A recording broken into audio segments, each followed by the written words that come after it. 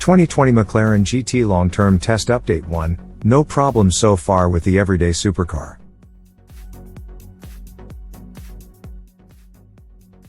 But before we start, please support us by pressing the like and subscribe buttons, so that we can continue to provide information about car and motorcycle news. Also turn on the bell button to get the latest updates. Your support means a lot to us. Thank you. Am I doing this right? For the first 2,211 miles of my ownership, long-term test, of the 2020 McLaren GT, the car averaged 19.2 miles per gallon. That's better than the EPA's official 18 mile per gallon combined rating achieved by the feather-footed testers who never take a car beyond 60 miles per hour during the city and highway fuel consumption testing cycles. Yep, 19.2 miles per gallon, and that's US gallons, not the supersized British ones where I live in the UK in a 612 horsepower, 203 mile per hour supercar. Should I hand back my car guy card? Not so fast. As the EPA itself points out, your mileage will vary. And the 2020 McLaren GT's fuel consumption so far reflects its duty cycle. I've been using it as I would use a regular car here, traveling to new vehicle launches and events in the UK and driving to visit family living outside London. That means regular 100 to 200 mile stints of highway cruising and the occasional quick run along a quiet country road, bookended by short commutes through stop-start London traffic. And by short, I'm talking distance, not time. It can take up to an hour to do the last 4 miles home in heavy traffic. Speed cameras infest many of Britain's 70 mile per hour motorways, so the McLaren has spent a lot of time, traffic permitting, running on them with the cruise control set at precisely 74 miles per hour. The 4.0-liter twin-turbo V8 turning just past 2,000 revolutions per minute in 7th gear. At these speeds, the wildly optimistic trip computer suggests the GT is returning better than 27 miles per gallon. Although I've yet to confirm it, I suspect the real number is closer to the EPA's 22 mile per gallon highway rating. Regular life. I haven't done any long-haul runs yet. A road trip to Scotland is on the agenda. But the numbers so far suggest a cruising range of 300 to 340 miles. That's better than you'll get out of a Lamborghini Huracan or Porsche 911 Turbo S. Does it matter? Absolutely. As the name suggests, McLaren pitches this car as a grand tourer. The last thing you want when you're munching miles is to stop for gas every hour. The ride quality on the highway with the suspension set in comfort mode is excellent for a car of this performance potential, and the hip-hugging seats are surprisingly comfortable.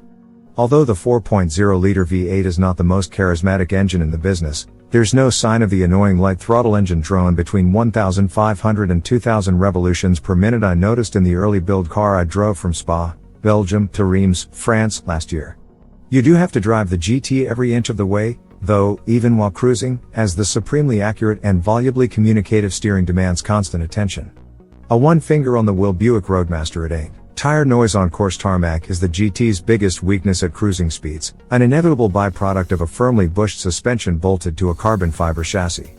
Although the noise is in truth not much worse than in one of the sportier spec Porsche 911s, it does mean you have to crank up the very good Bowers & Wilkins audio system to hear your favorite tunes above 50 miles per hour. Around town the McLaren GT is smooth and unfussed in traffic, the 7-speed dual clutch slipping neatly between ratios when left to its own devices. Although the ride is firm at low speeds, mainly because of the stiff sidewalls of the 225/35 20-inch front and 295/30 21-inch rear Pirelli P0s, the suspension is still supple enough to deal with the worst of London's cratered and cobbled streets. I've driven regular sedans and SUVs on big wheels with performance-oriented suspensions that feel harsher and more arthritic than this McLaren. The 4.3-inch ride height increase compared to the closely related McLaren 720S and the 10-degree approach angle afforded by the redesigned front end both ease speed hump and rain gutter anxiety, while the quick steering is great for avoiding potholes that could pop a tire and crunch a lovely rim. And as with most McLarens, the generally good all-round visibility makes the GT easy to place in the cut and thrust of London traffic. Niggles so far? On sunny days, not unknown even in England, the clear glass roof means the cabin heats up rapidly, and glare makes the central touchscreen unreadable. The standard solid roof, or the optional dark tinted glass one, is a much more sensible choice. Adjusting the air conditioning is a constant reminder why putting important controls on automotive touchscreens is a bad idea. The time spent hunting and pecking at the small icons on the GT's screen would be better spent looking at the road. And having to press the active button on the center console before I can switch between powertrain and chassis mode seems an annoyingly needless step. This Byzantine piece of McLaren behavioral logic, which dates back to the original MP412C, has thankfully been banished from the new Artura.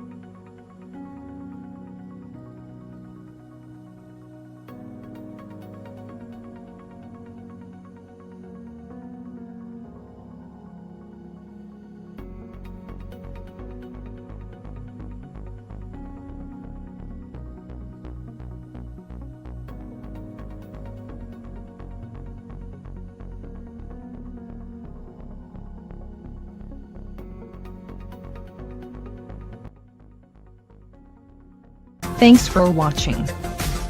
Drop a like, leave a comment, and don't forget to subscribe to watch more videos like this.